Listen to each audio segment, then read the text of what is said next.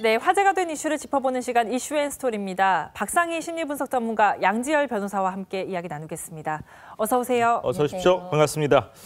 자, 드라마 허준 또 올인 등으로 유명한 작가죠. 최완규 씨가 사기와 도박 혐의로 1심에서 집행유예를 선고받았다. 이런 소식이 전해지고 있네요. 좀 충격적입니다. 그러게요. 이게 인기 작가였는데 좋아하는 분들이 많았지 않습니까? 예. 그러니까 사기와 상습 도박인데 징역 2년에 집행유예 4년을 받은 겁니다. 거기에 보호관찰도 있고 도박 중독 치료까지 받기로 했어요. 이게 어떻게 된 사건이냐면 이 드라마 제작사에 2015년 경우에 저 얘기를 해서 내가 이 드라마를 제작할 수 있게 투자를 이끌어줄 테니까 대신 드라마는 내가 먼저 써주는 걸로 하겠다. 그러니까 5억 원의 대본 작성료를 먼저 달라라고 5억 원을 먼저 받은 겁니다. 그런데 드라마 유치를 못했던 거죠. 그러니까 이게 사기가 되는 것이고요. 사실 그때 당시 일이 워낙 많이 밀려 있어서 그 일을 할 수 있는 상황이 아니었다고 합니다. 그러니까 거짓말을 한 걸로 법원이 인정을 한 거고 또 2015년부터 지난해까지 뭐 이 도박을 필리핀 마닐라의 카지노에서 한 3억 원대 가량으로 도박을 했다고 하네요.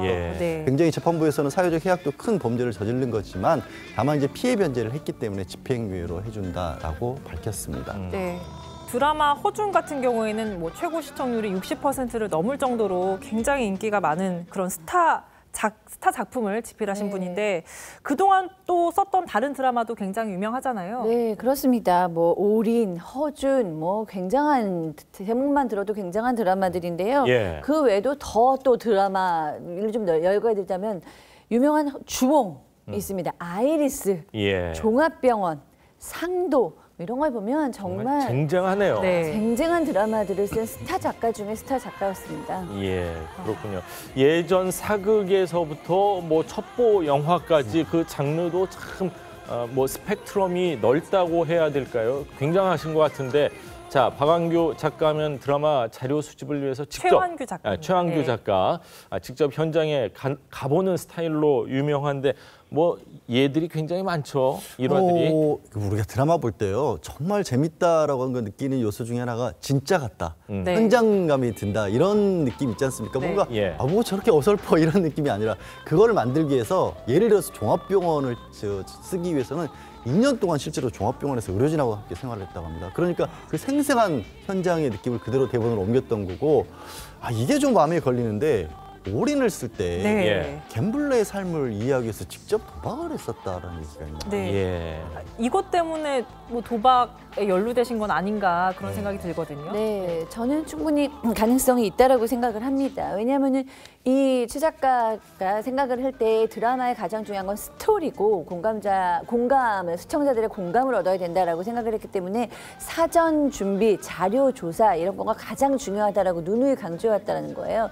그러면은 이 갬블러의 삶을 이해하기 위해서 아마 수없이 도박을 이해하려고 많이 이제 해보지 않았을까 하는데 도박이라는 게 맨 처음에는 재미로 하다가 어느 순간 굉장히 의지력으로 컨트롤할 수 없는 중독성을 가진 어떤 그 장르 아닙니까? 근데 이제 그 부분에 있어서 굉장히 도박에 좀 올인한 것이 아닌가라는 생각이 들고요. 이 올인 말고도 트라이앵글이라는 드라마가 있었는데 여기에 주인공 김재중 씨가 연기했던 허영달도 항상 그 도박장에 가 있는 캐릭터였어요. 그러다 보니까 맨 처음에는 작가적 호기심으로 시작을 한 것이 나중에는 개인적인 비극으로 연결된 것이 아닌가 하는 좀 걱정이 듭니다. 그렇군요. 이 도박에 빠진 분들 얘기를 들어보면요.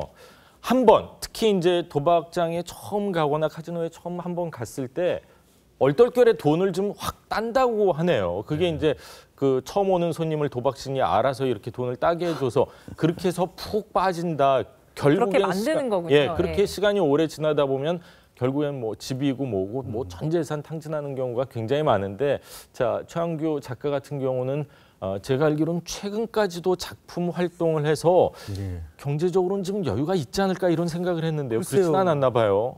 경제적 여유가 어느 정도는 있었던 것 같아요. 그러니까 아까 말씀드린 것처럼 5억 원의 피해 금액도 다 갚았거든요. 최근까지도 열심히 작품 활동을 하고 있는 게 2016년 4월에 상영을 했던 옥중화라는 작품 같은 경우 이제 감옥에서 태어난 꽃이라는 의미에서 이 여자의 인생을 그린 걸로 드라마로서 옥중화라는 제목을 붙였던데 2016년에 상영을 했다고 할지라도 앞서 말씀드린 것처럼 자료조사 같은 거 굉장히 오랜 시간을 공을 들이는 그런 스타일이라서 실제로의 일은 끊임없이 해왔던 것 같은데 참 도박이 정말 안타깝네요. 맞습니다. 네, 아유, 또 안타까운 소식을 또 하나 전해드리겠습니다. 이번에는 작곡가에 대한 이야기인데요. 예. 이 작곡가 신사동 호랭이에 대해서 법원이 회생 계획을 인가했다는 소식입니다. 한 빚 30% 정도를 면제하는 계획안이 좀 인가됐다고 하는데 사실 저한테는 너무나 유명한 작곡가라서 당연히 저작권 수입이 꽤 있을 거라고 생각이 들었거든요. 어쩌다 네. 이렇게 많은 빚을 지게 된 겁니까? 그렇습니다. 이 작가계 최한규 작가가 충격을 준다면 작곡계에서는 정말 이 신사동 호랭이 같은 경우에는 수많은 정말 음반 수입과 음원을 가지고 있는 유명 작곡가잖아요. 굉장히 수입이 많았을 겁니다. 왜냐하면 인터넷 저작 음원 수익도 있지만 그 외에 노래방 저작권, 음반 저작권, 그다음에 공연 저작권, 어쩌면 히트곡 하나당 수십억에서 뭐 100억가량의 수입을 내고 있는 것이 아니냐라는 얘기가 들 정도로 예. 아주 많은 수익을 예측하게 했던 유명 작곡가인데요. 뭐 요즘 굉장히 뭐 유명한 모모랜드의 뿜뿜도 있지만 뭐 ESI드의 굉장히 유명한 위아래, 그다음에 롤리폴리, 티아라의 롤리폴리, 뭐 아이유의 뭐 미리메리 크리스마스 등도 굉장히 노래를 많이 가지고 있습니다. 수백 개를 가지고 있는 것 같고 그 중에는 정말 젊은 층들의 사랑을 많이 받은 노래들도 있기 때문에 굉장한 수입이 났을 것 같은데 예. 네. 왜 이런 일에 처했는지 좀 사건을 좀 알 필요가 있을 것 같습니다. 그렇군요. 뭐 저희가 좀 전에 뭐 도박 얘기를 하고 그랬었는데 뭐 그거와 연관됐다 이런 보도는 전혀 없습니다만 정말 많은 수입을 올렸을 거라고 예상은 되는데도 불구하고 또 이런 회생 절차, 저희가 사실은 회생 절차 하면은 어디 이제 법원 앞에 가보면 크게 뭐 회생, 뭐 파산 신청, 뭐 구제해드립니다 이런 것만 봤지 구체적으로 어떻게 진행되는 겁니까? 돈을 그래도 일정 부분 계속 갚는 거죠. 있는 거죠. 그러니까 예. 뭐냐면 이제 그 경제적 빚을 굉장히 많이 진 사람들이 아예 책임을 면하거나 아니면 이제 신사동 호랭이처럼 30대 중반에 지금도 열심히 일을 하고 있는 사람 같은 경우에는 파산을 해버리면 돈을 빌려준 사람도 사실 손해고요. 예. 그 사람도 네. 경제활동으로 할 수 없게 신용불량자가 돼버리기 때문에 돈을 못 갖고 있는 사람 입장에서도 저 손해거든요. 예. 그러니까 일정 부분 탕감을 해주는 겁니다. 갚을 수 있을 만큼만 네. 조정을 해서. 그래서 신사동 호랭이 같은 경우에는 10년 동안 아까 원래 빚이 한 17억 원 됐는데 그중에 70%한 12억 남짓 되겠네요. 예. 그만큼을 나눠서 갚도록 이 계획을 세워주는 겁니다. 법원이 중간에 끼어서. 예. 한꺼번에 다 못 갚는 대신 나눠서 갚고 일정 부분 줄여줘서 돈을 갚는 사람 입장에서도 부담이 좀 많이 줄어들고 예. 받는 사람 입장에서도 아예 한 푼도 못 받는 것보다는 예. 이게 나으니까 채권자 한 70%가량이 동의를 해주면 3분의 2 이상이 동의를 해주면 이런 절차를 갔는데 잠깐 지적하신 부분은요. 뭐 도박이나 이런 건 아니고 예. 신사동 호랭이가 다른 사람에게 또 돈을 빌려줬는데 많이 아이고. 주는 17억 원을 빌려줬다가 이렇게 스타일이신가 봐요. 받아서 해야 된다는 네. 거예요. 예. 저작권 수입료가 굉장히 많긴 한데 또 평소에 쓰는 돈, 관리해야 되는 돈도 후배들 악기 사주는 돈 이런 것도 많이 쓰셨다고 그러더라고요. 음악 장비 이런 게요. 네. 생각보다 엄청나게 비싸더라고요. 예. 그래서 또 그 자기는 돈 많이 벌지만 아직 그런 히트를 못한 또 후배들도 많을 거 아닙니까? 도와주는 그런 막상 자기 일을 용돈은 하시다 얼마 보니까. 없었다라고도 네. 하더라고요. 예. 아이 그 얘기를 들으니까 네. 좀 안타깝고 좀 속이 상하네요. 본인은 또 얼마나 속이 상할까. 뭐 유명 네. 작곡가 입장에서 이렇게 나오면은 내가 뭐 큰 정말 나쁜 뭐 행동을 해가지고 전 재산이 다 없어진 거 그렇게 느껴질 수도 그래서 있는데. 그런 건 아니라고 이제 설명을 드렸습니다. 예, 그렇군요. 자, 다음 이야기를 좀 하겠습니다. TV조선 저희 인생 다큐 마이웨이에서 가수 최진희 씨의 인생 이야기가 전해졌습니다. 김정은 위원장의 신청곡이었죠. 뒤늦은 후회에 대한 이야기도 했는데요. 자, 뒤늦은 후회에 대한 뒷얘기 먼저 직접 한번 들어보시죠. 왜 나를 이걸 불러라고 하느냐 그러면서 굉장히 기분이 안 좋아했었어요. 그래서 그러지 말고 그냥 하라고 그랬는데 그날 내가 이거 뒤늦은 이 노래를 들어보니까 참 또 좋더라. 그 호응이 정말 좋았어요. 네, 사랑의 미로보다 더 호응이 좋았다는 이 노래. 사실 다른 가수의 노래를 불러달라고 하면 좀 당황도 했겠는데 그래도 흔쾌히 좀 수락을 하셨네요. 네, 근데 맨 처음에 지금도 얘기했다시피 좀 맨 처음에는 기분이 별로 좋지 않았다. 뭐 그렇지만 가수니까 열심히 불렀다라고 얘기를 했는데 저는 이제 모르던 소식인데 공연이 끝나고 나서 김정은 국무위원장이 내려와서 악수를 하면서 그 노래를 불러줘서 고맙다 이렇게 얘기를 했다라는 거예요. 그럴 때 뭔가 이해가 됐다라고 얘기를 이제 최진희 씨가 하고 있는데요. 이 단장을 맡았던 윤상 씨가 그런 말을 했다고 합니다. 이 곡이 최진희 씨하고 너무 좀 특이한 그 창법에 어울린다. 그리고 그리고 예. 북한 사람들이 세미트로트라는 어떤 분야라고 할까 이런 걸 좋아하는데 최진희 씨가 그런 걸 잘 소화할 수 있다. 옛날 곡이지만 최진희 선배가 불러주면 가장 좋지 않을까라는 생각을 했다라고 했던 겁니다. 그렇군요. 네. 평양 공연 당시 분위기가 굉장히 좋았다. 본인이 직접 이렇게 이야기를 했는데 자, 최진희 씨가 부른 뒤늦은 후에 공연 어땠는지 함께 보시죠. 소리 없이 가고요 사랑도 떠나갔어요 외로운 나에겐 아무것도 남은 게 없고요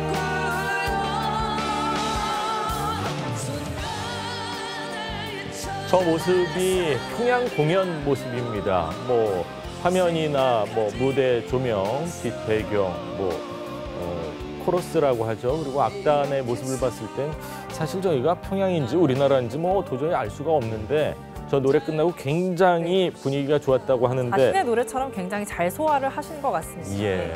많은 가수들이 이번에 갔었지만 북한에서 4번째 공연을 한 어떻게 보면 최다 참가자가 최진희 씨 아닙니까?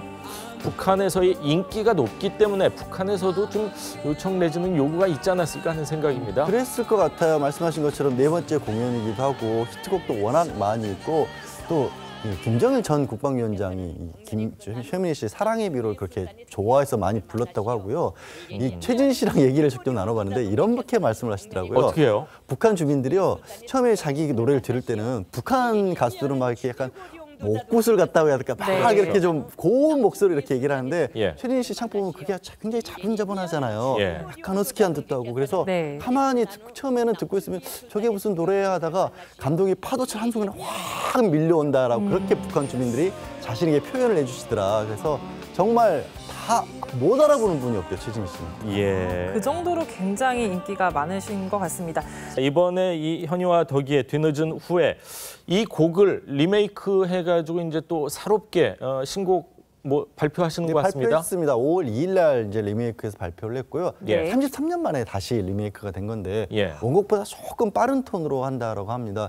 참 생각해 보면 현이와 덕이라는 그룹이 남매 듀오였잖아요. 예. 그런데 굉장히 젊은 나이에 오빠 덕이가 이 30대 초반에 암투병으로 또 사망을 했고 맞습니다. 그 충격으로 이제 동생 현이마저 얼마 지나지 않은 세상을 떠났지 않습니까? 예. 그래서 많은 사람들이 기억하는 속에 아픔으로 남았는데 또 최진희 씨 덕에 또 남북의 어떤 화해 무드 속에서 네. 새로운 어떤 탄생을 했다라는 것도 의미가 깊은 것으로 보입니다. 예. 사실 현이와 덕이는 우리나라보다 북한에서 더 인기가 이 노래가 더 인기가 있는 것 같습니다. 사실 어제 마이웨이 방송에서는요 최진희 씨의 남편도 처음으로 공개가 됐습니다.